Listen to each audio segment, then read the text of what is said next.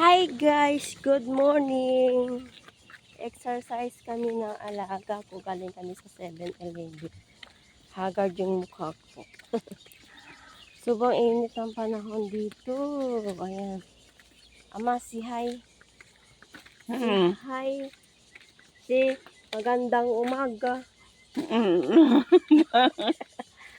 Diyang chawan. Oo.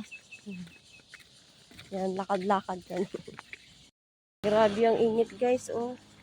Tapos sa Pilipinas, panay ulan. Hindi umaano yung baha sa Luzon. Ay, grabe ang init dito. Diba? Oo, kano. Kan.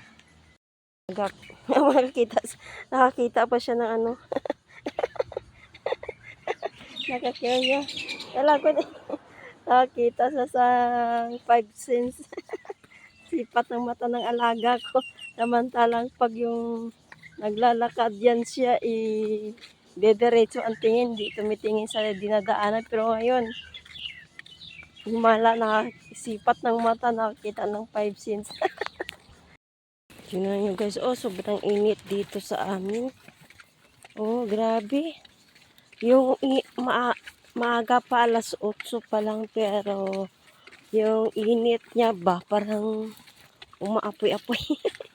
Tapos yung wala pang hangin, ay sobrang init sa katawan.